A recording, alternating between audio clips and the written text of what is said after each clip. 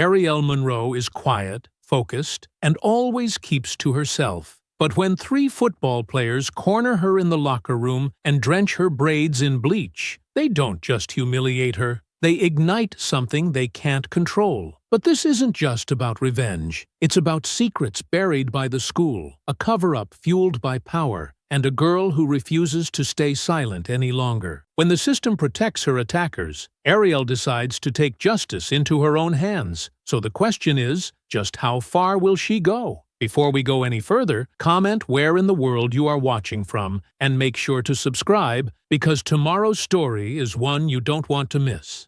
Through the bustling halls of Crestwood High, Ariel Monroe moved like a shadow, her footsteps quiet against the polished floor. Her dark blue hoodie hung loose around her shoulders, and her neatly done braids swayed with each step. Around her, students clustered in their usual groups, their laughter and chatter filling the Monday morning air. She kept her eyes forward, carefully avoiding the stares that always seemed to follow her. Some were curious, others dismissive, but most just looked through her as if she were invisible. That was fine with her. Being invisible meant being left alone, and being left alone meant staying out of trouble. The AP English classroom door stood open, and Ariel slipped inside, making her way to her usual seat in the 3rd row. Not too front, not too back, just the right spot to blend in. She pulled out her worn copy of Their Eyes Were Watching God and placed it on her desk, along with her carefully completed homework assignment. "Good morning, Ariel," Mrs. Peterson said from her desk, not looking up from her computer screen. The teacher's tone was polite but distant, the kind of acknowledgement that came from obligation rather than genuine warmth. "Morning, Mrs. Peterson," Ariel responded softly, her voice barely carrying across the room. Other students filtered in, filling the classroom with the scraping of chair legs and the thud of backpacks hitting the floor.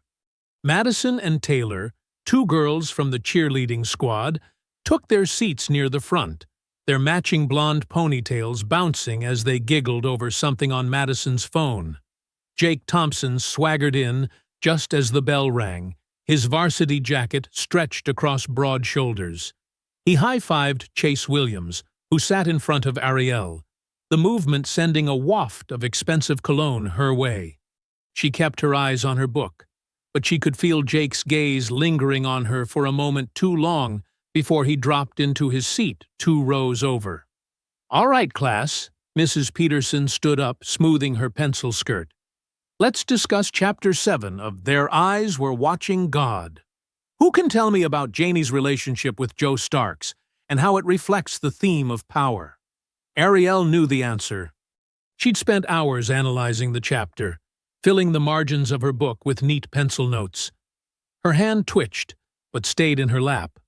Madison's hand shot up. "Well, like, Joe totally controls everything Janie does, right? He's basically super toxic." Mrs. Peterson nodded, though her smile tightened slightly. "That's one way to put it. Anyone else?" Ariel's fingers traced the edge of her desk. The words formed in her mind. Janie's submission to Joe represents the intersection of gender and power in the early 20th century South, where black women faced dual oppression. But she kept quiet. Speaking up meant drawing attention, and drawing attention meant, "Ariel," Mrs. Peterson's voice cut through her thoughts. "You've been very quiet. Would you like to share your thoughts?" 23 pairs of eyes turned toward her. She could feel the weight of their stares, the silent judgment, the unspoken questions about why she was even in an AP class. "I think," she began, her voice steady despite her racing heart, "Hurston shows how power can corrupt relationships, especially when one person sees the other as property rather than a partner." A few students shifted in their seats. Jake coughed, a sound that might have been covering a laugh. Mrs. Peterson's eyebrows rose slightly. "Interesting perspective," the teacher said, already turning toward the whiteboard. "Now, let's look at the symbolism of the pear tree. The rest of class passed in a blur of discussion and note-taking. When the bell rang, Ariel gathered her things methodically, waiting for the initial rush of students to clear before standing up. "Nice answer earlier, Ropehead," Jake muttered as he passed her desk, his voice low enough that only she could hear. Ariel's jaw tightened, but she kept packing her bag, movements deliberate and controlled. The memory of her sensei's words echoed in her mind. Patience is not weakness. Control is not fear. The morning continued its usual pattern. In chemistry, her lab partner barely spoke 2 words to her while they completed their experiment. During history, she sat alone at her desk while others clustered in groups for the class discussion. At lunch, she found her usual quiet corner in the library, eating her sandwich while reading ahead for next week's assignments. When the time came for gym class, Ariel changed quickly in the locker room, keeping to herself as the other girls chatted and laughed. Coach Martinez had them running laps today, and Ariel fell into an easy rhythm, her feet steady against the track. Running was simple. Running made sense. 1 foot in front of the other, breath measured, mind clear. After class, she waited until most of the other girls had finished changing before heading back to the locker room. The space was almost empty now, the air heavy with the lingering smell of perfume and deodorant. Her duffel bag sat on the bench where she'd left it. But something was different.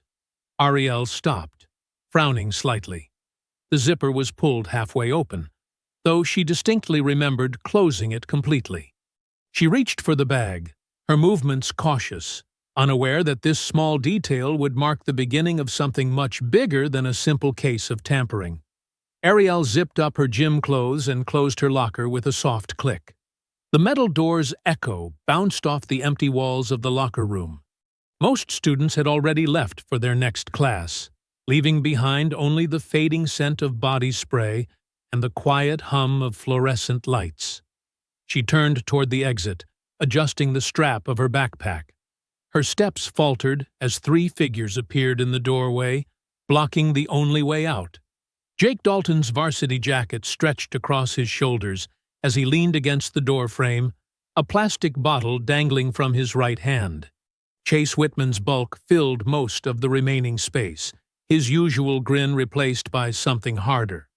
Behind them, Logan Reeves held up his phone, its camera lens pointed directly at her.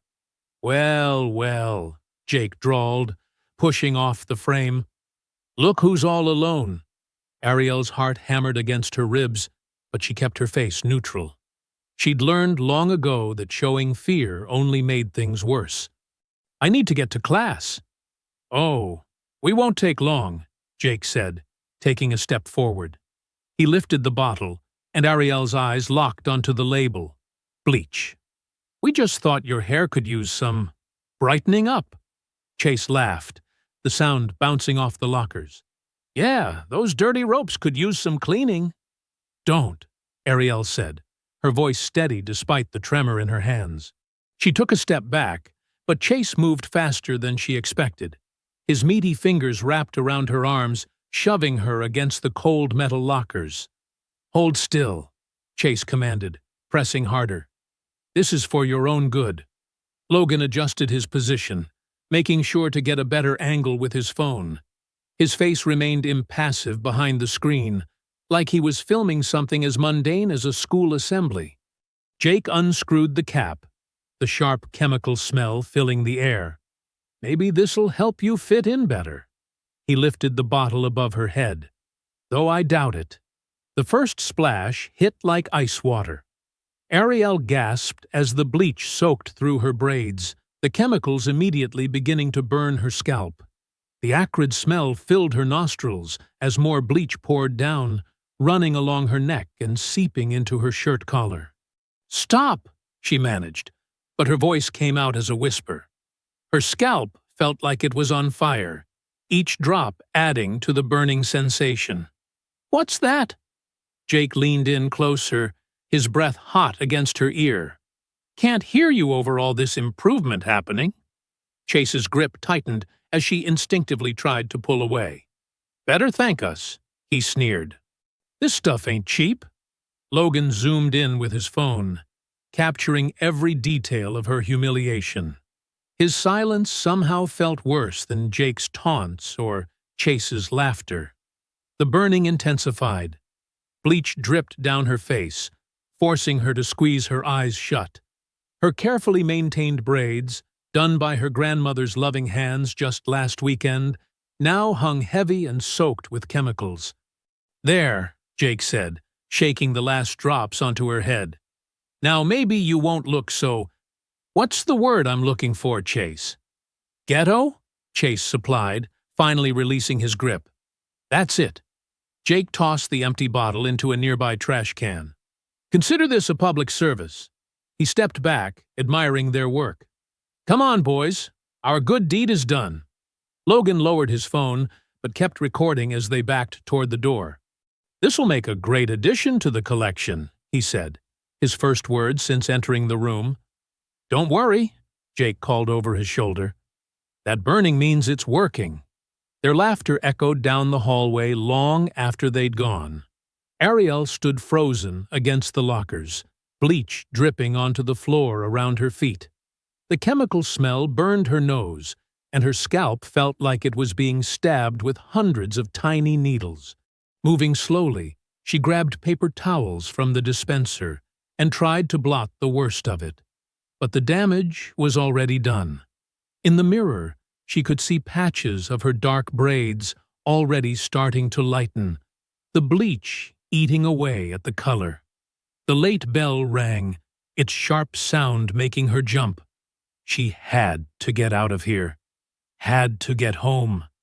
Had to— Ariel gathered her things with shaking hands. Her shirt was soaked through in places, and every movement sent fresh waves of burning across her scalp. She pushed through the door and into the empty hallway, keeping her head down as she made her way to the school's exit. The walk to the bus stop felt like miles. A few students lingered outside, their conversations dying as she passed. She could feel their stares, hear their whispers, but she kept walking. The bus arrived right on schedule. Ariel climbed aboard, the familiar steps now feeling like a mountain climb.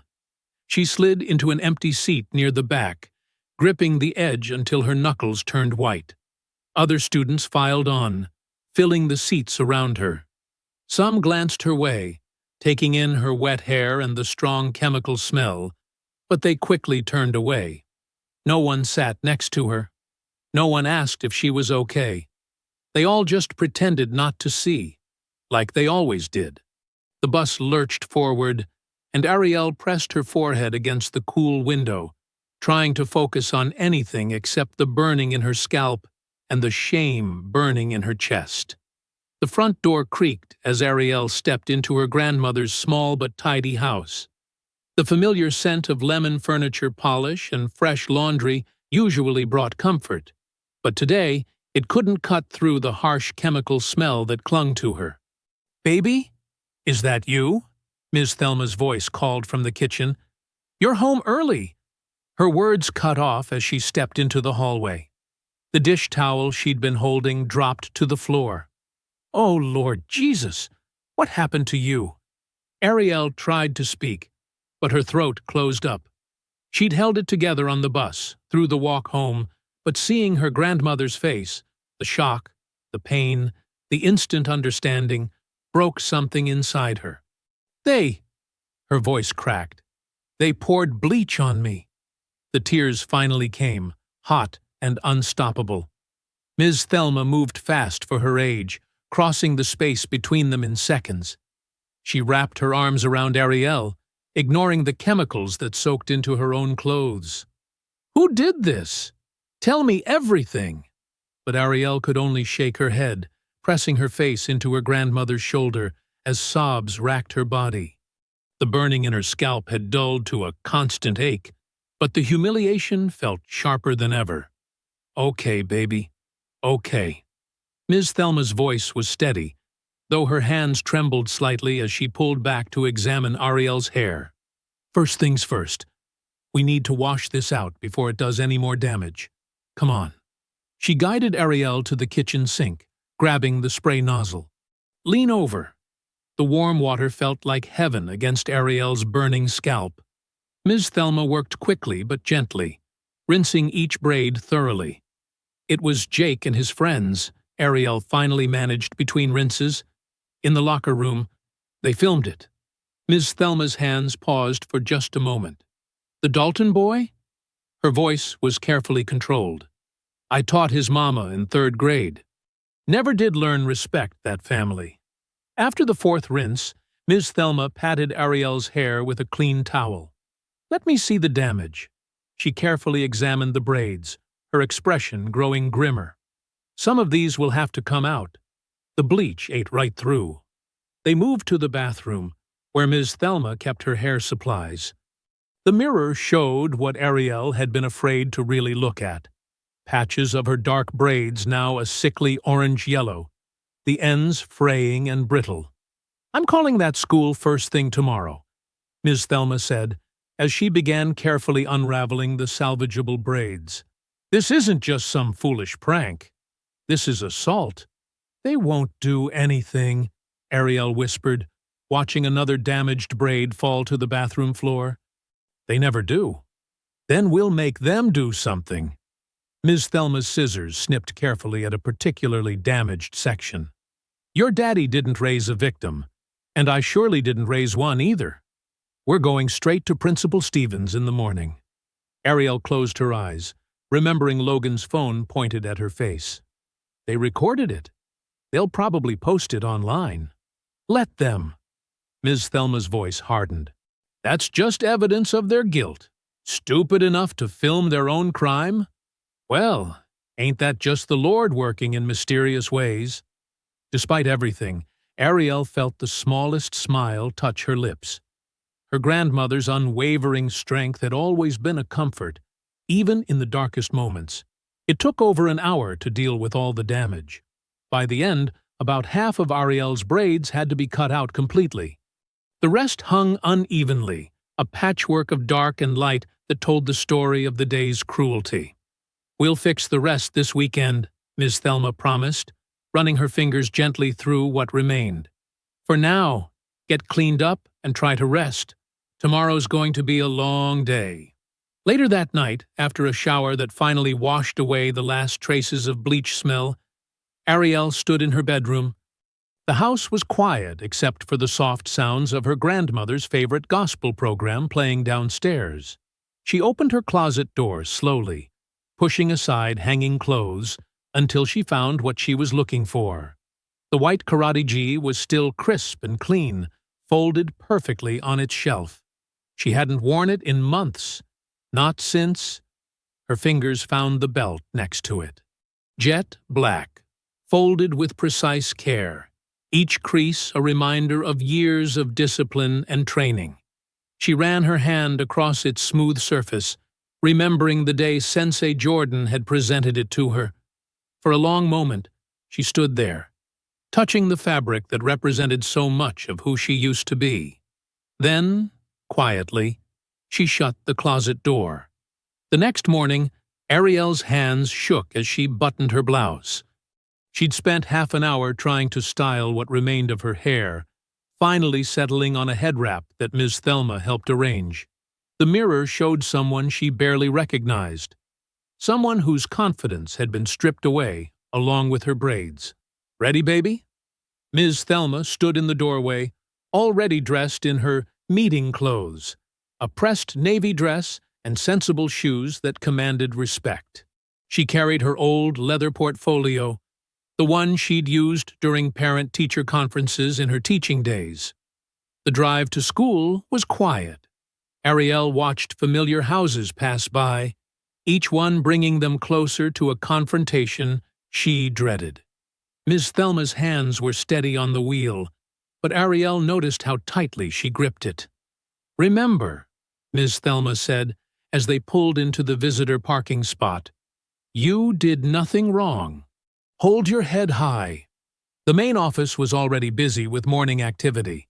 The secretary's smile faltered when she saw them, quickly reaching for her phone. "Assistant Principal Roberts will see you shortly." They waited 15 minutes before being called back.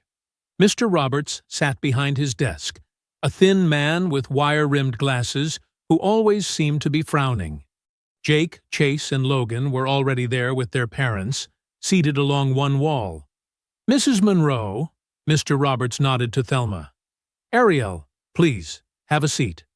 "That's Ms. Monroe," Thelma corrected firmly, settling into a chair. "And we're here about the assault on my granddaughter yesterday." "Yes, well," Mr. Roberts shuffled some papers. "We've already spoken with the other students involved. They tell quite a different story." Jake's mother, a woman in an expensive suit, cut in. "My son says your granddaughter has been hostile toward him for weeks, refusing to speak, giving dirty looks." "Excuse me?" Miss Thelma's voice could have frozen fire. "Are you suggesting my granddaughter deserved to have chemicals poured on her head because she didn't smile enough for your son?" "Now, let's all stay calm." Mr. Roberts raised his hands. "The boys admit there was an incident in the locker room, but they say it was just water, a harmless prank that got out of hand because Ariel became aggressive." "Water?" Ariel found her voice, disbelief making her speak up. "My braids were burned. I had chemical burns on my scalp." "Young lady," Mr. Roberts peered at her over his glasses, "your attitude right now is exactly what we're talking about. The boys say you've been uncooperative all year, refusing to participate in school spirit activities, keeping to yourself. Since when is being quiet a crime?" Ms. Thelma demanded. "Furthermore," Mr. Roberts continued as if she hadn't spoken, "the boys say you threatened them afterward. Something about making them pay?" Ariel's mouth fell open. "That's a lie. I never—" "We have witnesses," Chase's father spoke up. Other students who heard her. "Where's the video?" Ms. Thelma asked suddenly. The room went quiet. "My granddaughter says they filmed it. Where's that video?" Logan shifted in his seat, but his mother answered smoothly. "There is no video. These are just excuses to cover up her behavioral issues." Mr. Roberts nodded, picking up a form from his desk. "Given the conflicting accounts and Ariel's continued combative attitude, we're issuing a 3-day suspension for disruptive behavior and making threats." "You're suspending me?" Ariel felt like she couldn't breathe. "This is ridiculous." Ms. Thelma stood up. "These boys attacked my granddaughter, and you're punishing her for it? I want to speak to Principal Stevens." "Dr. Stevens is in meetings all day," Mr. Roberts said. "This decision is final. Ariel can return next Monday, assuming she's ready to cooperate better with her fellow students." The boys smirked as Ariel and her grandmother left the office. Jake's mother was already on her phone, probably calling their lawyer. Chase whispered something to Logan, and they both laughed. The drive home was even quieter than the drive to school. "Sid." Thelma's jaw was set in a way Ariel hadn't seen since her father's funeral. When they pulled into their driveway, neither moved to get out. "I'm filing a complaint with the school board," Ms. Thelma finally said. "This isn't over." But Ariel barely heard her. Something had shifted inside her during that meeting. Seeing those boys smile, watching their parents defend them, hearing the assistant principal twist everything around, it awakened something she'd been trying to keep buried. She spent the rest of the day in her room, barely touching the lunch Ms. Thelma brought up. By evening, she'd made a decision. "I'm going out for a bit," she called downstairs. Her grandmother looked up from her paperwork, concerned but understanding in her eyes. "Be careful," was all she said. The sun was setting as Ariel drove across town. The dojo's familiar storefront came into view. Jordan's Traditional Karate, written in simple letters above the door. The parking lot was half full. Evening classes would be starting soon. She pulled into a spot, but didn't get out immediately. Through the windows, she could see students warming up, their white GIs bright under the fluorescent lights. Sensei Jordan moved among them, making corrections, just like he had when she was there. Ariel gripped her steering wheel, remembering the last time she'd been here, the tournament, the fight, the reason she'd walked away. After a long moment, she reached for her door handle. It was time to stop running. The bell above the dojo's door chimed as Ariel stepped inside. The familiar smell of wood floors and sweat hit her immediately. Several students turned, their eyes widening in recognition. A few whispered to each other. She stood awkwardly by the entrance, her street clothes making her feel even more out of place. The evening class was just starting to line up, mostly teenagers and a few adults, all in crisp white uniforms. Sensei Jordan emerged from his office, clipboard in hand. He paused when he saw her, his expression unchanging except for the slightest lift of an eyebrow. Their eyes met across the room. After a moment, he gave her a single, deliberate nod. "Class, face front," he called out, breaking the tension. "Begin warm-ups." Ariel made her way to the changing room, her old locker still there with her name tape faded but readable. Inside her gym bag was her GI, freshly washed but wrinkled from storage. The black belt felt heavy in her hands. When she emerged, the class was doing jumping jacks. Without a word, she took her old spot in the back corner and joined in. Her body remembered the rhythm, the counting, the movements, the discipline of it all. "Push-ups," Sensei Jordan's voice carried across the dojo. "Down position. Hold." Ariel's arms trembled slightly as she held the plank. A year away had softened her muscles, but the strength was still there, buried beneath the surface. "Begin." She threw herself into each exercise with quiet intensity. Every push-up was Jake's smirk disappearing. Every squat was Chase's grip loosening. Every punch into the air was Logan's phone shattering. "Partner drills," Jordan announced. "Basics first." The other students paired up quickly, leaving Ariel alone. She expected this. She was the outsider again. But Sensei Jordan stepped onto the mat. "Show me your front kick," he said simply. Ariel took her stance. The movement felt rusty at first, but muscle memory took over. Kick after kick, her legs snapped out with increasing precision. Jordan held the pad steady, saying nothing, but she could feel his assessment in every impact. "Again," he said, whenever her form slipped even slightly. "Control. Power comes from focus, not anger." Her head wrap had started to come loose from the exertion. Sweat ran down her neck. The other students stole glances between their own drills. "Enough," Jordan finally said. He lowered the pad and looked at her directly. "Why are you here, Ariel?" She hesitated, conscious of the others listening. I need to remember something." "What's that?" "Who I am." Jordan studied her for a long moment. Then he nodded toward the heavy bag in the corner. 10 minutes. "Show me." Ariel approached the bag, her bare feet silent on the mat. She took her fighting stance, left foot forward, hands up, core tight. The bag hung there, waiting. Her first punch was tentative, the second less so. By the third, something broke loose inside her.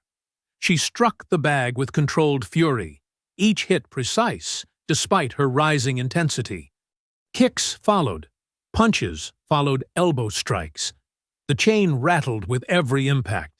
She wasn't just hitting leather. She was hitting every dismissive look, every muttered insult, every moment she'd been told to smile and stay quiet. Jordan watched without comment, hands clasped behind his back. The other students had stopped their drills entirely now, but Ariel barely noticed them. She was lost in the rhythm of her own power. When Jordan finally called time, she was breathing hard but steady. Her GI was soaked with sweat. The head wrap had fallen completely, revealing her shortened, uneven hair. "Better," was all Jordan said, but his eyes held approval and warning. "Same time tomorrow?" "Yes, Sensei." Ariel bowed slightly. After changing, she sat in her car for several minutes, letting her racing heart slow down. Her phone buzzed with a text from Kaya, her best friend since middle school. "Girl, check your DMs. You need to see this." Ariel opened the message. There was a video link, and her stomach clenched as she recognized the thumbnail. The locker room. Someone had posted it online. With shaking fingers, she pressed play. The footage was shaky but clear. Her stunned face, the bleach splashing, the boys' laughter. Worse were the comments underneath. "LOL, guess she needed some highlights. Shoulda smiled more. Clean that mess up." Her hands tightened around the steering wheel until her knuckles went white. The phone kept buzzing with more messages from Kaya, but Ariel couldn't look away from the screen. There she was, frozen in that horrible moment, while strangers turned her humiliation into entertainment. Wednesday morning arrived with a heavy silence. Ariel sat at her grandmother's kitchen table, methodically spreading peanut butter on whole wheat toast. Her newly shortened hair was wrapped neatly beneath a dark blue headscarf, the ends tucked away with careful precision. "You sure you want to go today?" Thelma asked, watching her granddaughter from across the table. "We could fight this suspension."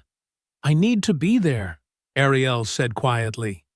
She took small, deliberate bites of her breakfast. "Need to see everything clearly."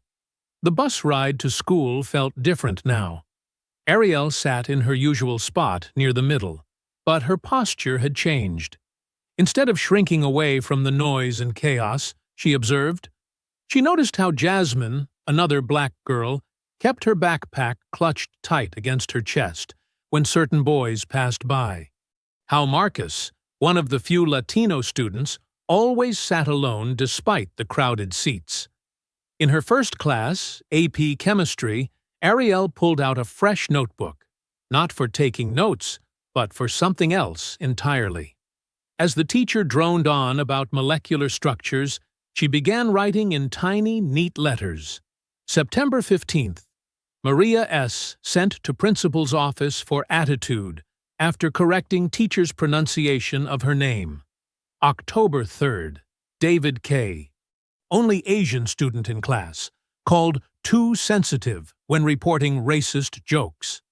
October 12th. Dress code violations. 6 girls of color written up, 0 white girls despite similar outfits. Each memory surfaced with crystal clarity now that she was looking for them. The small indignities, the double standards, the silent signals that some students mattered less than others. During lunch, she sat alone by choice, continuing her list. Her phone buzzed occasionally with messages from Kaya, asking if she was okay, but Ariel stayed focused on her task. The cafeteria became her observation post.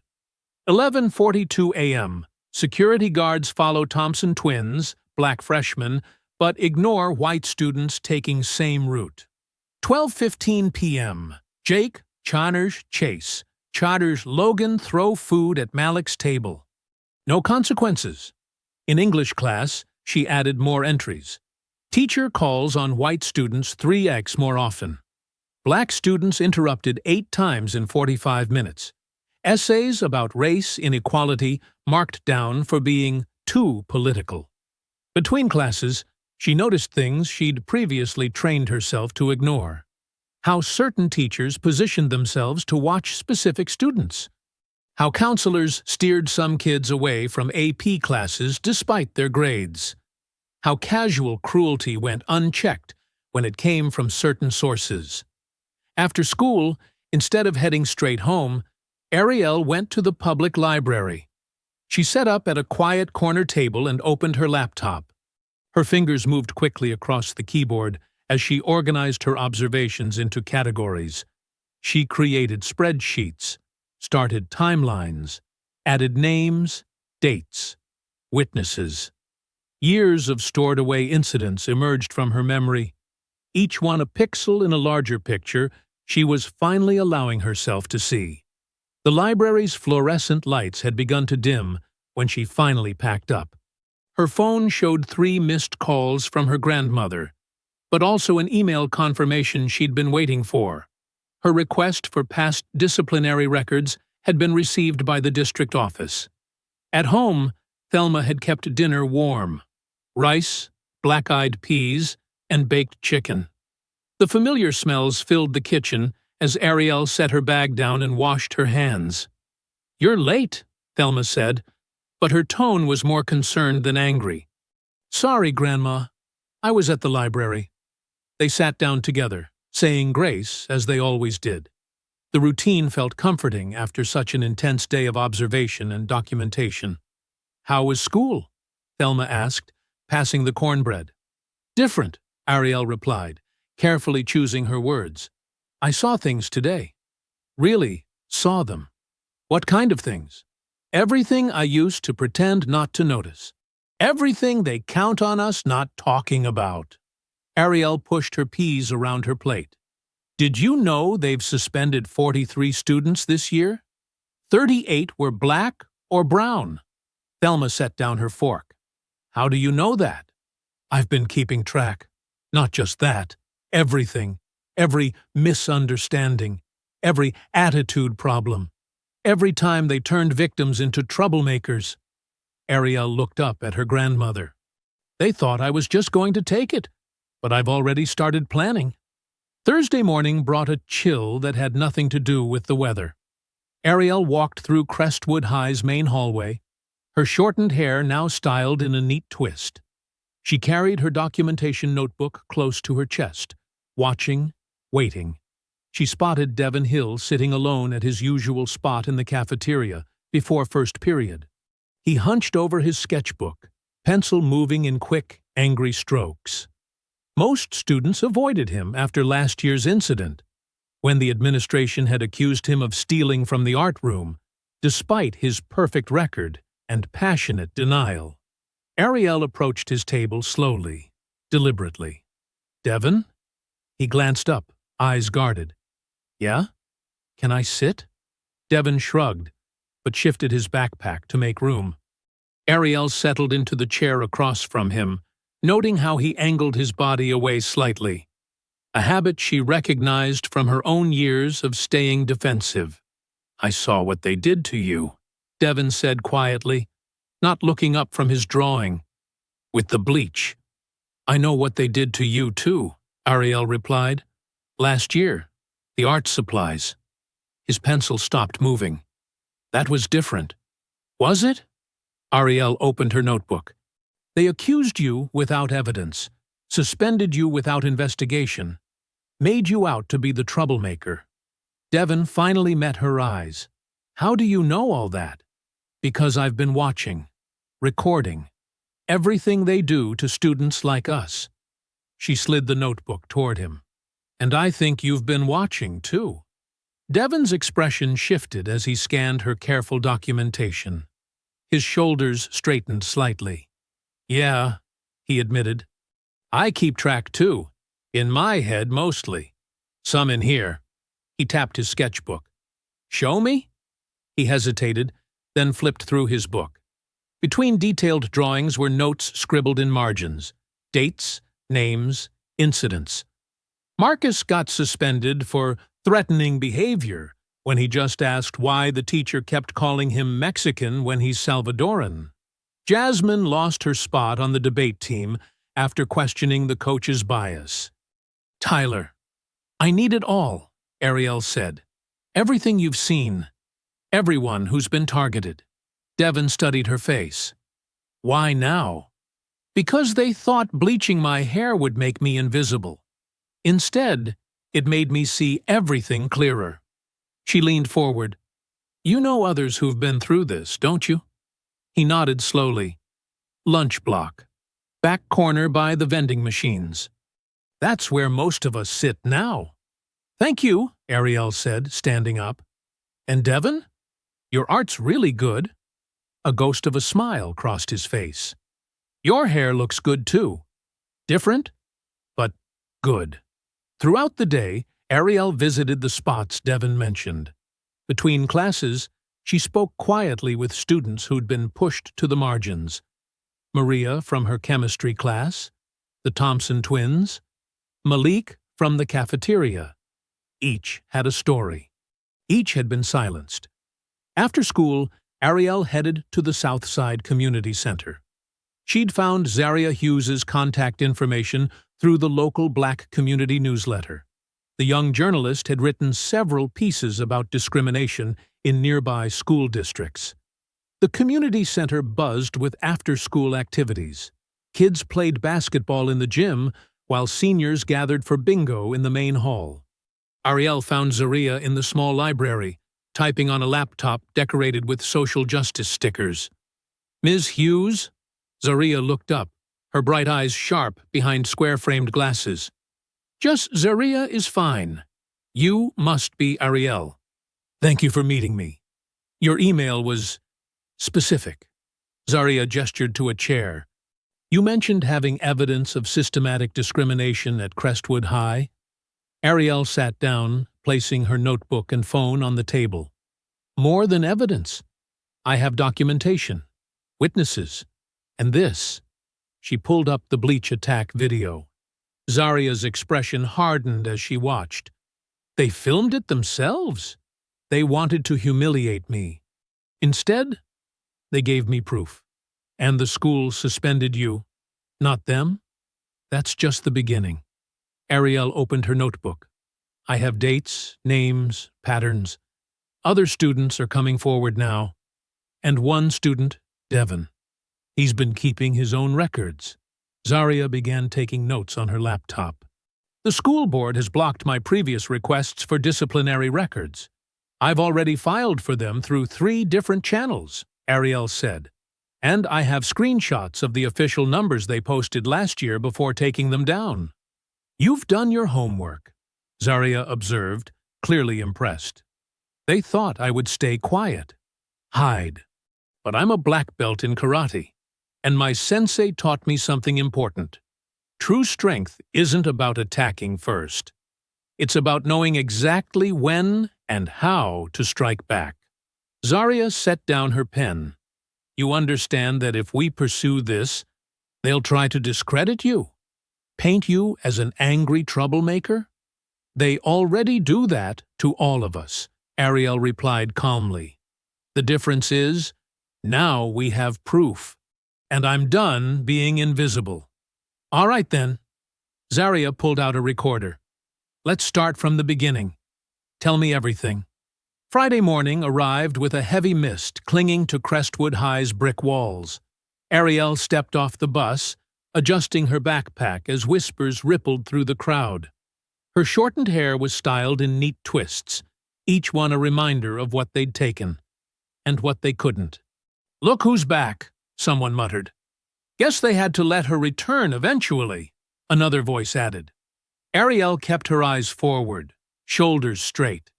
The hallway seemed to part before her, not out of respect, but from students pulling away, as if her presence made them uncomfortable. Their laughter followed her like shadows. At her locker, she caught fragments of conversations. "She probably did something to deserve it. I heard she threatened them first. Why can't she just take a joke?"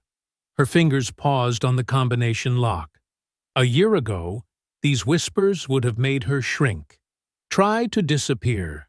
Now, they just fueled her focus. She opened her locker, exchanged her books, and closed it with deliberate calm. In AP English, Logan Reeves sat 2 rows behind her, his presence like a cold draft. She could feel him watching, probably recording again. His phone was always ready, always waiting for moments of humiliation he could capture. During lunch, Ariel sat with Devon and the others she'd met yesterday. They formed a quiet circle in the cafeteria's back corner, sharing knowing looks as Jake, Chase, and Logan held court at their usual table. "They're talking about you again," Maria whispered, glancing over. "Let them," Ariel replied, opening her notebook. "They think they're safe behind their phones and their daddy's lawyers. They're not." After school, Ariel drove straight home. Her grandmother was working late at the hospital, giving her the privacy she needed. In her room, she pulled out her laptop and the notes her cousin Marcus had given her about cloud storage, and backup recovery. Everything leaves a trail, he'd told her last summer during one of his visits from tech school, especially if people think they're too smart to get caught. She knew Logan used his phone like a weapon, documenting every cruel joke and attack. But he'd never expected anyone to think about where those videos went after he recorded them. Cloud storage was automatic these days, backing up every photo, every video, saving them in multiple places. Ariel opened her laptop and began following Marcus's instructions step by step. Logan's digital footprint wasn't hard to find. Like most bullies, he was careless with his power, leaving his social media public and his usernames consistent across platforms. Her fingers moved steadily across the keyboard, using the tricks Marcus had shown her to access cloud backups.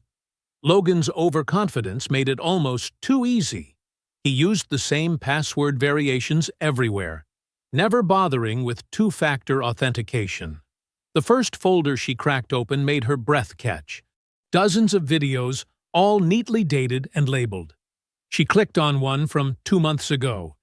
Jake and Chase cornering Marcus Johnson by the gym, mocking his speech impediment while Logan filmed. Another from last semester, the three of them following Maria to her car, making racist jokes about her family while she tried to unlock her door with shaking hands. Video after video showed the same pattern. Calculated cruelty, always filmed, always saved. Logan had created a digital trophy case of their attacks, never imagining it could be used against him. Then she found it. A folder labeled Special Collection. Inside were videos with racial slurs as titles, messages discussing future pranks that sounded more like threats, and group chats where they planned their attacks. The Bleach attack video was there too, but with added commentary. Watch this one cry. Taught her to respect her betters. Next time we'll really make her regret it. Ariel's hands remained steady as she downloaded everything, copying the files to secure drives just as Marcus had taught her. Each video was a link in a chain of evidence, each message another nail in their coffin of accountability. Her phone buzzed, a text from Zaria. Got those disciplinary records you requested. The numbers don't lie. Meeting tomorrow? Ariel looked at her screen, now filled with proof of everything they'd done, everything they thought they could hide. She typed back, "Yes, and I have something to show you. They've been documenting their own crimes all along."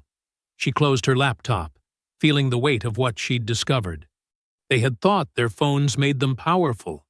Instead, their arrogance had given her exactly what she needed. Their own words and actions, recorded by their own hands, saved where they thought no one would ever look.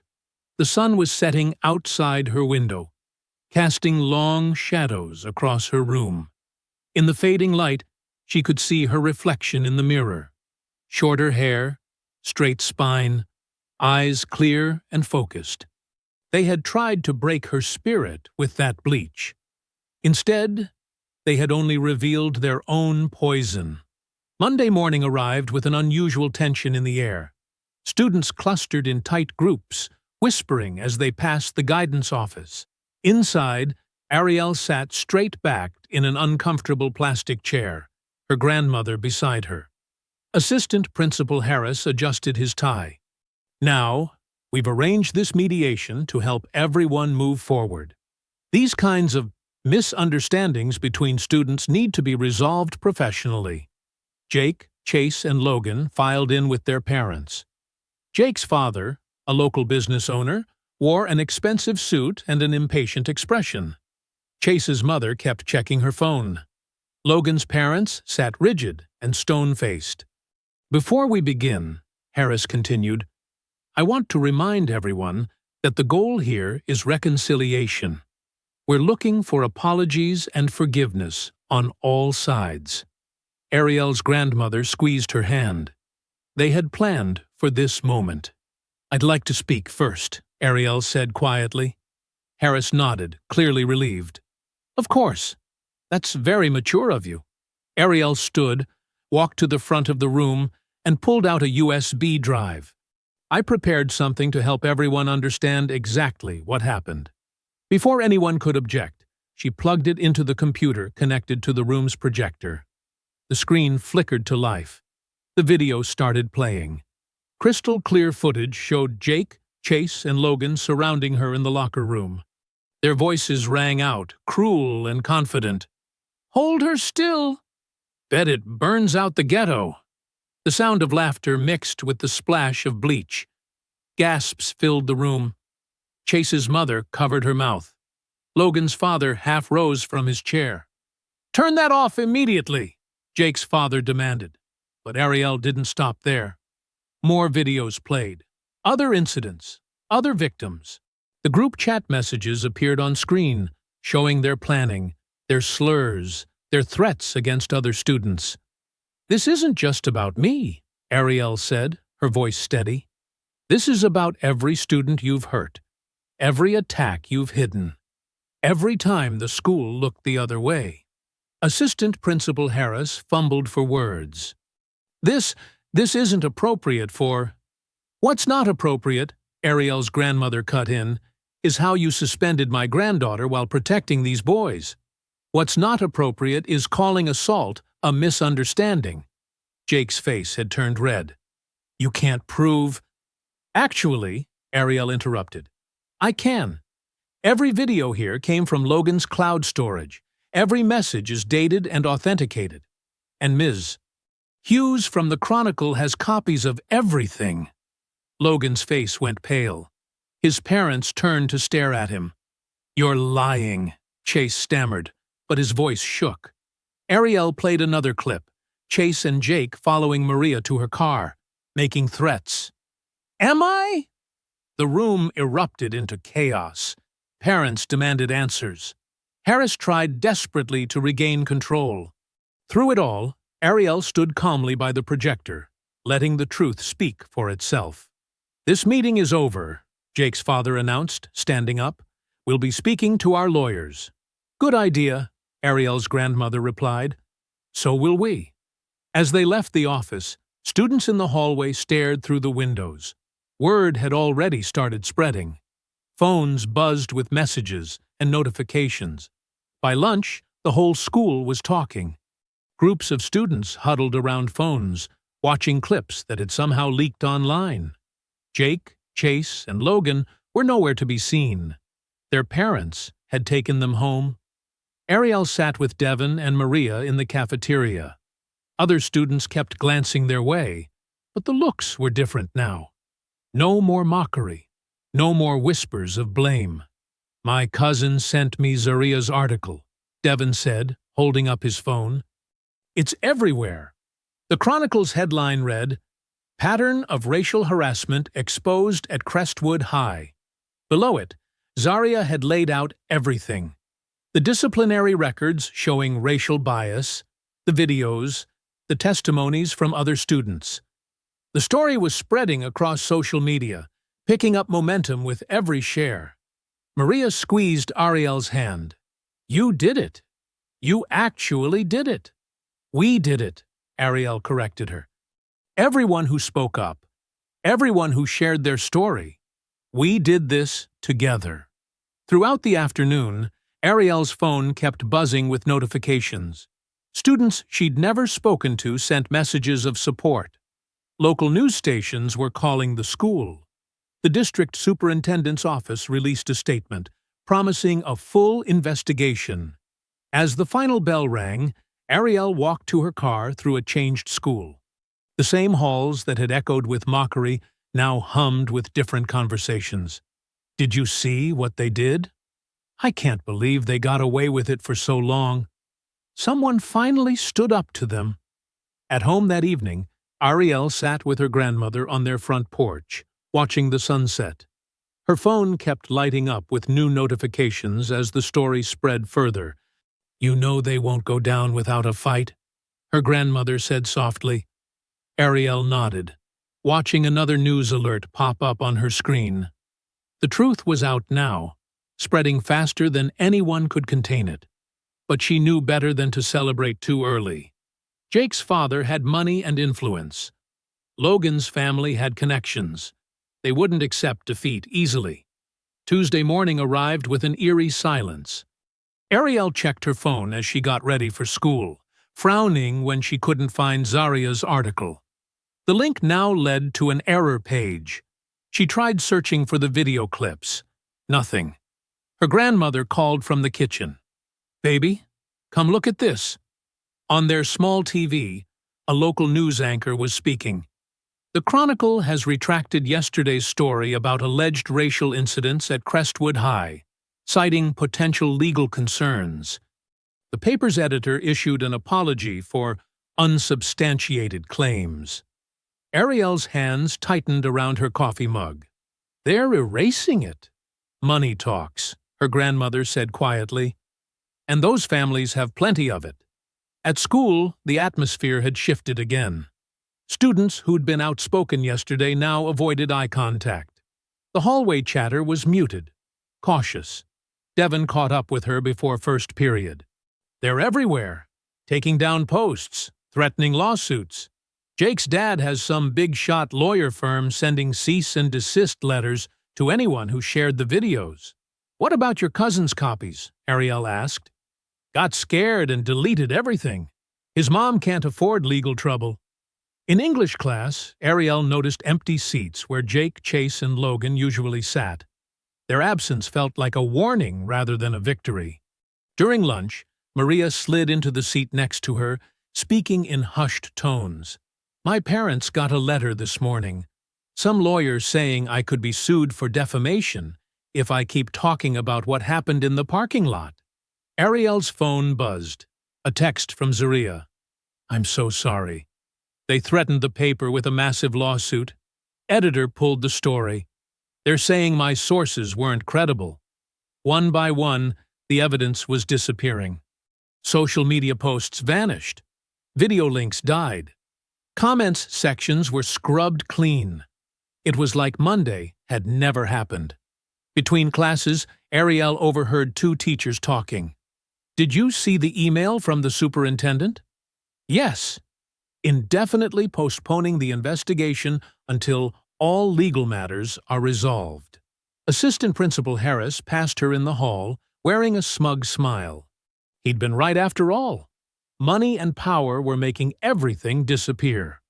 By sixth period, even the school's security cameras had mysteriously malfunctioned during the time frame of the locker room incident. The system needed routine maintenance, according to the announcement. Ariel sat in calculus, watching her classmates pretend nothing had changed. Yesterday's brave faces were replaced by careful silence. The same old pattern. Speak up, get threatened, back down, stay quiet. The final bell rang.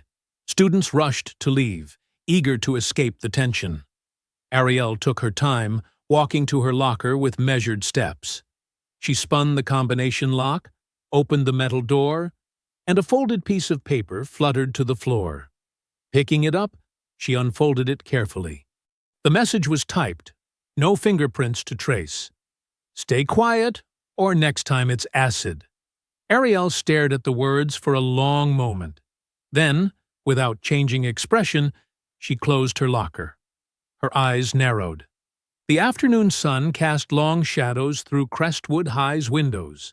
Most students had already left, but Ariel stayed late to make up a test she'd missed during her suspension. As she walked down the empty hallway, voices echoed from around the corner. "Look at all this hair! What do you even call this mess?" Laughter followed. Ariel recognized Jake's voice immediately. Her muscles tensed. "Please, just let me go." The voice was small, frightened. Ariel peered around the corner. Jake, Chase, and Logan had surrounded a younger girl, Jamila Carter, a freshman she'd seen in the library. Jamila's natural curls bounced as she tried to back away, but Chase blocked her path.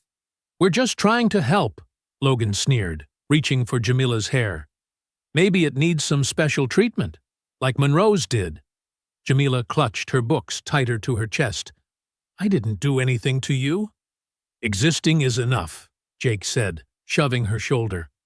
Her books crashed to the floor. This school used to have standards, you know? Ariel's fists clenched so tight, her nails dug into her palms. Her breath came in controlled bursts, just like Sensei Jordan taught her. Each muscle in her body screamed to move. "Pick those up," Chase ordered Jamila, kicking one of her books further away. Jamila knelt down, trembling. Tears rolled down her cheeks as she reached for the scattered papers. "Hurry up!" Logan kicked another book. "Dance for us!" The boys laughed again, circling her like vultures. Jake pulled out his phone, already recording. Ariel watched Jamila's hands shake as she gathered her things. The girl's fear was familiar. The same terror Ariel had felt in the locker room, the same helplessness that had haunted her for days. Her mind flashed to the acid threat in her locker, to the deleted videos, to the silenced witnesses, to every time she'd stayed quiet, thinking it would keep her safe. But Jamila wasn't her. Jamila was younger, more vulnerable. The kind of target these boys would never stop hunting unless someone made them stop. Ariel's body moved before her mind could hesitate. She stepped around the corner, footsteps silent from years of training. Back away from her. Her voice cut through their laughter like steel. The boys spun around. Jake's smirk widened. "Well, look who it is. Missing your bleach treatment?" I said back away. Ariel moved closer, positioning herself between them and Jamila. "Or what?" Chase stepped forward, trying to use his height to intimidate her. "Gonna cry to the principal again?" "Jamila," Ariel said without taking her eyes off the boys, "get your things and go." "But," Jamila started. "Now!" They heard scrambling as Jamila gathered her books.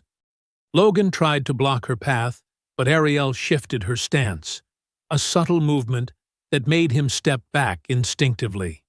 "Run home to Grandma," Jake taunted as Jamila's footsteps faded, "before we decide to fix your attitude problem permanently."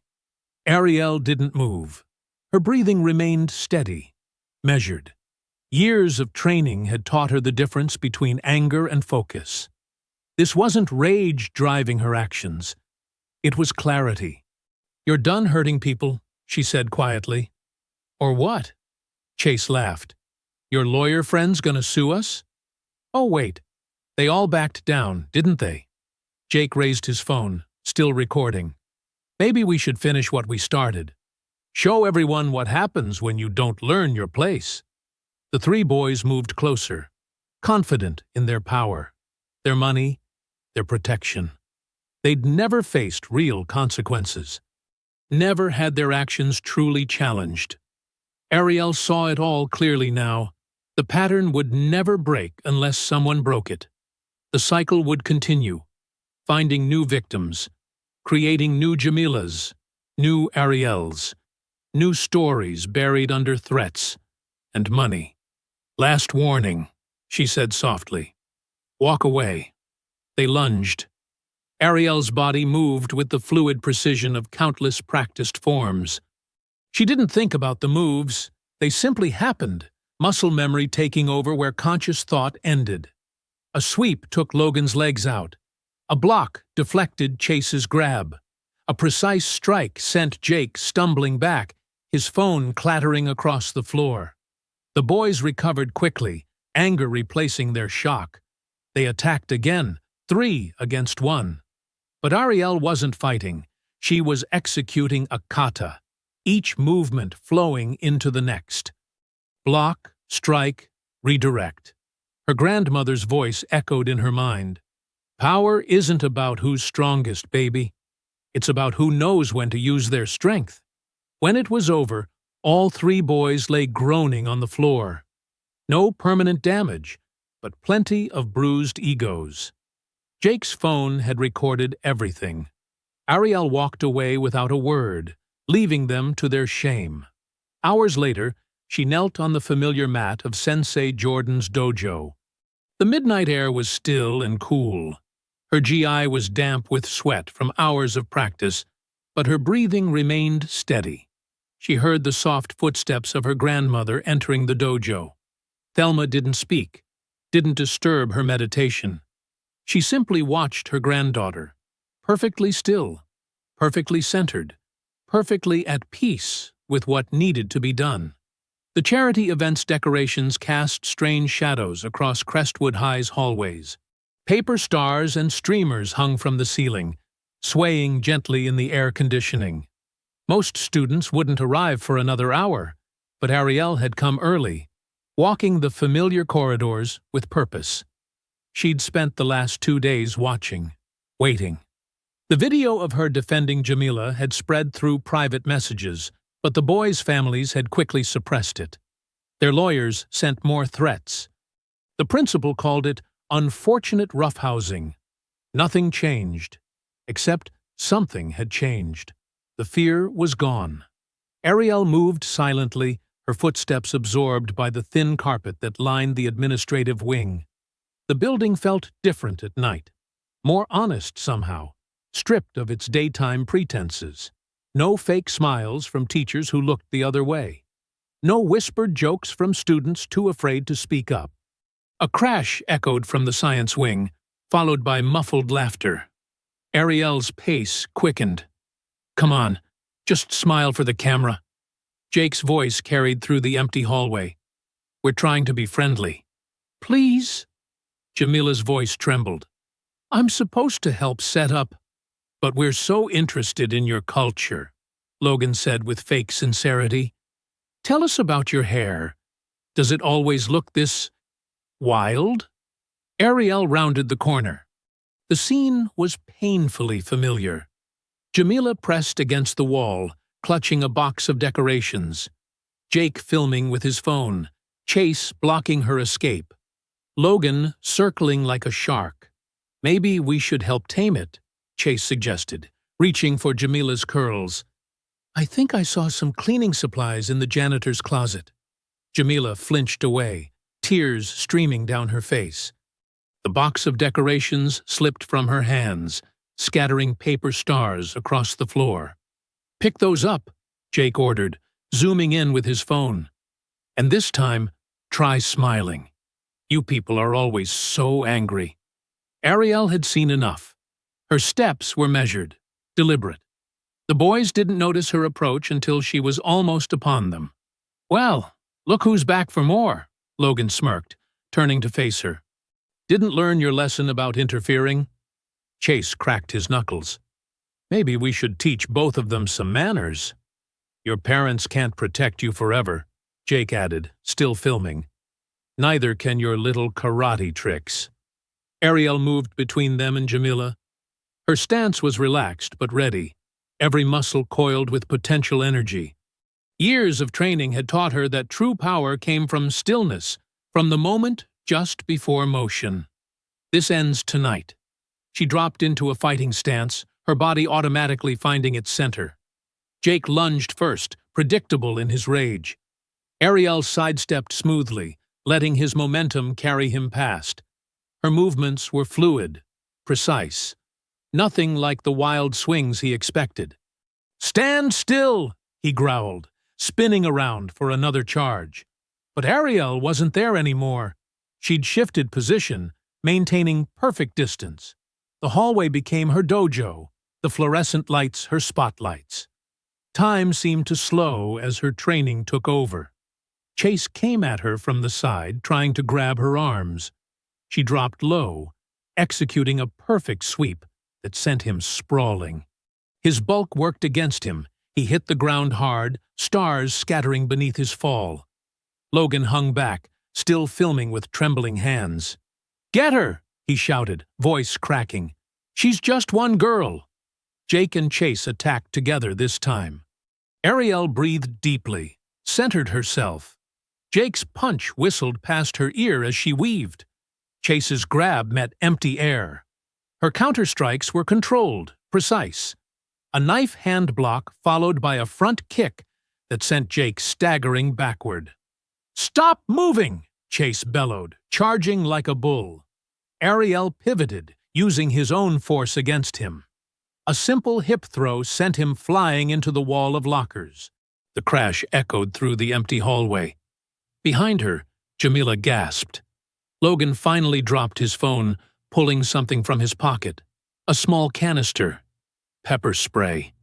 His hand shook as he aimed it. "I'll blind you," he threatened. "I swear I will." Ariel moved before he could blink. 2 quick steps closed the distance. Her hand shot out, gripping his wrist. Pressure on the right point made his fingers spring open.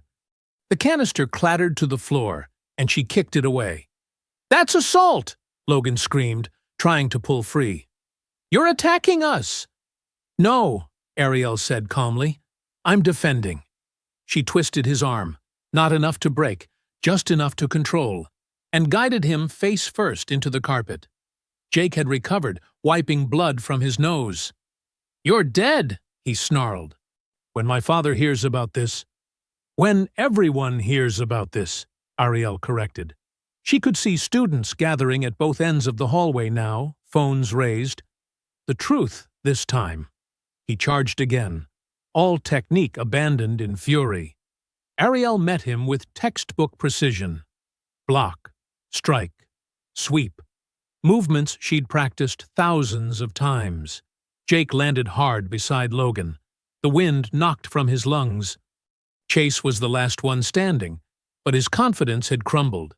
He looked from his fallen friends to Ariel's steady stance, fear replacing arrogance in his eyes.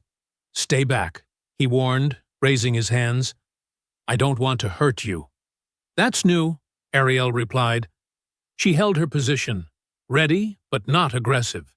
3 years of watching you hurt people. Now you're worried about it? He glanced at the growing crowd, then back to her. "This isn't fair," he protested. 3 against 1. We weren't ready." "Was Jamila ready?" Ariel's voice carried down the hallway. "Was I ready in the locker room?" Chase made his choice. He rushed forward, trying to use his size to overwhelm her. Ariel moved like water around his grasp, redirecting his energy. One precise throw sent him tumbling over Jake and Logan. All 3 boys tangled together on the floor. Security finally burst through the crowd, whistles blowing. Mr. Patterson, the head of security, reached for his radio. "We need administration down here now. We have a situation."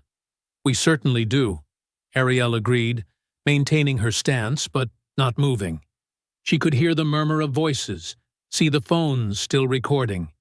Everything was in the open now, under the harsh fluorescent lights. Vice Principal Warner pushed through the gathered students, face flushed. "What is the meaning of this?" she demanded. "Ms. Monroe, step away from those boys immediately." "I don't think so," someone called from the crowd. It was Devon, phone steady in his hands. "We all saw what happened. We got it all on video." "This was self-defense," another voice added. More students nodded, holding up their phones. The vice principal's expression shifted from anger to calculation. "This is a serious matter," she said carefully. "Everyone involved will need to come to my office." "No," Ariel said simply. She hadn't moved, hadn't raised her voice, but power filled that single word. No more private meetings, no more cover-ups. Everything in the open now. The boys were finally struggling to their feet, helped by security guards. Jake's nose was still bleeding. Chase couldn't seem to meet anyone's eyes. Logan searched frantically for his phone among the scattered decorations. "You attacked us," Jake tried, but the words sounded hollow even to him. "She just went crazy and—" "We saw you corner Jamila," someone interrupted. "We saw everything." "The truth," Ariel said again, finally relaxing her stance. She turned to help Jamila up, gathering some of the fallen stars. "That's all I ever wanted, just the truth." Security guards moved to separate everyone as more staff arrived, but it was too late for damage control. Dozens of phones had captured every moment, every strike, every admission. The hallway buzzed with voices sharing videos, sending messages, spreading what they'd witnessed. The school board meeting room buzzed with tension. Every seat was filled, with people standing along the walls and spilling into the hallway. Camera crews from local stations jostled for position near the front. Ariel sat in the second row beside her grandmother, both dressed in their Sunday best, backs straight and faces composed. 3 rows behind them, Jake, Chase, and Logan huddled with their parents and lawyers. Their usual swagger had vanished, replaced by nervous glances and whispered consultations. The boys wore suits that couldn't hide their bruises or their fear. Zaria Hughes sat near the press section, notebook open, pen ready. She caught Ariel's eye and gave a slight nod. The truth was about to have its day. Board President Marcus Thompson called the meeting to order, his gavel cutting through the murmurs.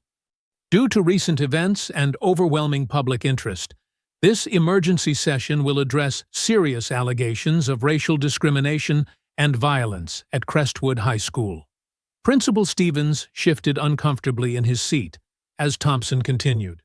We have reviewed extensive evidence, including multiple video recordings, witness statements, and a disturbing pattern of similar incidents that were inadequately addressed. Jake's father stood up, straightening his expensive tie. My son and his friends were attacked. There's video of that too.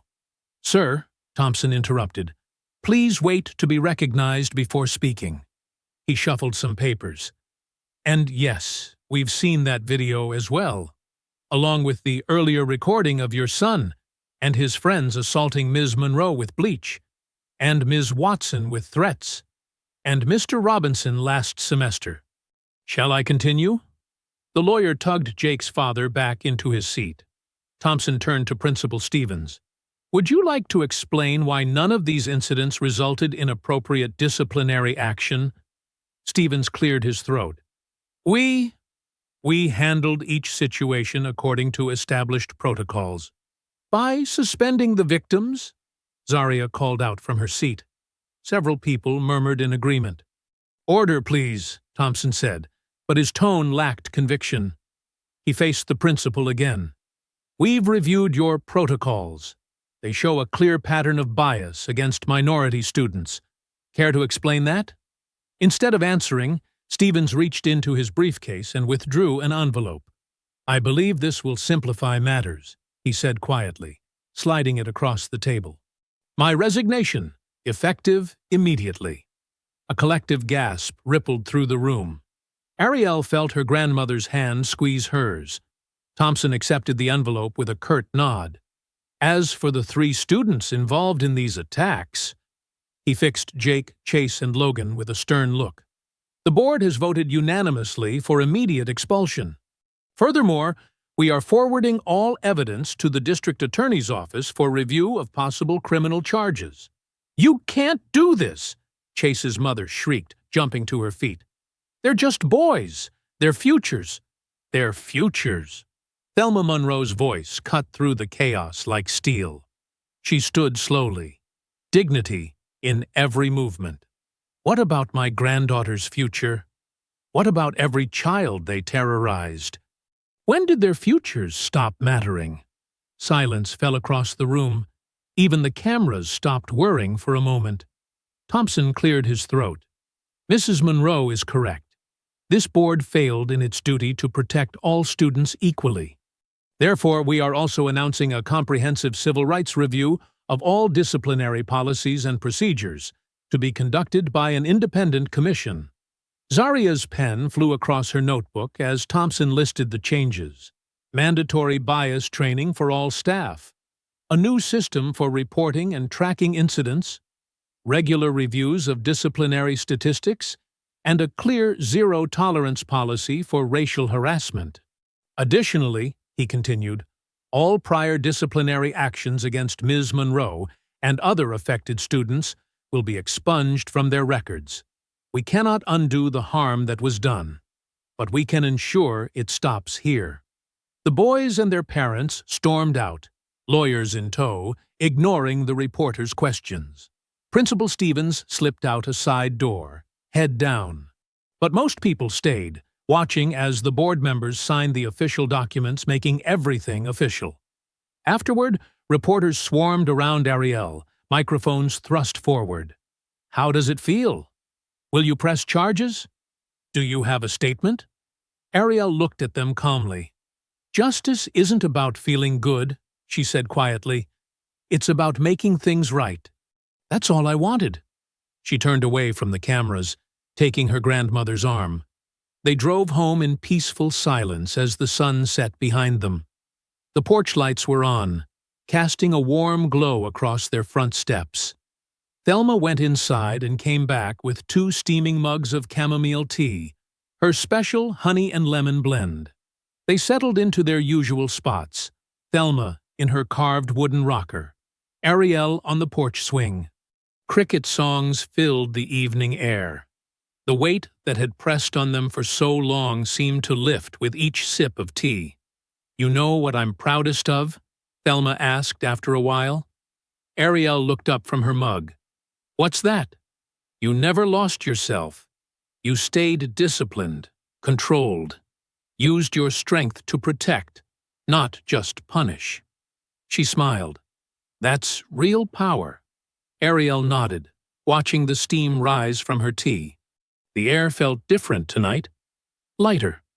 Like after a storm passes, when everything is washed clean and new. They sat together, grandmother and granddaughter, drinking tea and listening to the crickets sing about justice. The afternoon sun streamed through the dojo's windows, casting long shadows across the training mats. Ariel adjusted her black belt, making sure it lay perfectly straight. Behind her, a dozen young girls sat in neat rows, their eyes wide with anticipation. Most wore street clothes.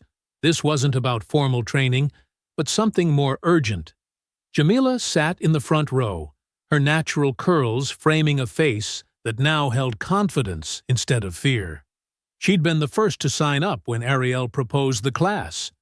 Now she helped arrange the younger girls, showing them how to sit properly. "Remember," Ariel began, her voice soft but clear, "self-defense isn't about hurting others. It's about protecting yourself and staying safe." She scanned the faces before her. Black girls, brown girls, Asian girls, all carrying the same watchful look she once had. "First, we'll learn awareness." Ariel demonstrated a ready stance. "Sometimes the best defense is seeing trouble before it starts." The girls mimicked her position. Some giggled nervously, others frowned in concentration. Ariel walked between them, making small corrections to their stances. "Keep your head up," she told a tiny girl with braids like she used to wear. "You have every right to look the world in the eye." From his spot near the wall, Sensei Jordan watched silently, arms crossed. He'd given Ariel full permission to use the dojo for these classes, recognizing something in her that went beyond martial arts, a desire to break the cycle of fear. "Now," Ariel continued, "let's practice getting away from grabs." She gestured to Jamila, who stood to help demonstrate. "Most times you don't need fancy moves. You need to be smart and quick." The girls paired up, practicing simple but effective escape techniques. Ariel moved among them, offering guidance and encouragement. When one girl became frustrated after several failed attempts, Ariel knelt beside her. "It's okay to mess up here," she said gently. "That's how we learn to get it right when it matters." The girl nodded and tried again. This time she broke free perfectly. "Yes," Ariel praised. "See? You're stronger than you think." As the class progressed, Ariel noticed changes in their faces. Fear giving way to determination, uncertainty replaced by purpose.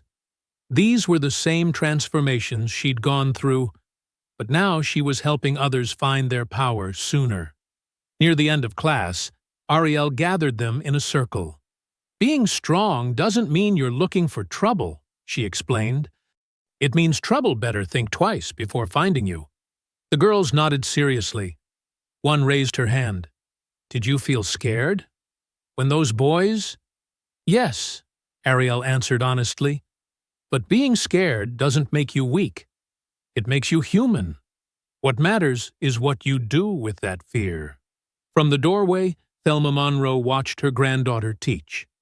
She saw echoes of her own mother, a civil rights activist who'd taught her that dignity was a form of defense. Now Ariel carried that legacy forward in her own way. "Last thing," Ariel said, standing tall, "we're going to practice our voices. Being loud can be as powerful as any move." She led them through a series of shouts, firm, clear, no commands that filled the dojo. Some girls were shy at first, but soon they were all projecting with confidence. The sound brought a smile to Sensei Jordan's usually stoic face. He'd seen Ariel grow from a quiet child into someone who knew exactly when to break her silence. As the class wound down, the girls bowed to Ariel, then to each other. Several hugged her before leaving, their eyes shining with newfound strength. Jamila was the last student to go, pausing at the door. "Same time next week?" she asked hopefully. Ariel nodded. "Every week, as long as anyone needs it." After the girls left, Ariel turned to face Sensei Jordan. She bowed deeply, showing respect not just for his teaching, but for his wisdom in letting her find her own path to healing. Her grandmother stepped forward from the back of the dojo, pride evident in every line of her face. "They poured bleach on your braids," she said softly. "But baby, they only strengthened your roots." Ariel smiled, bowed once more, and stepped into the sun. I hope you enjoyed that story. Please like the video and subscribe so that you do not miss out on the next one. In the meantime, I have handpicked 2 stories for you that I think you will enjoy. Have a great day.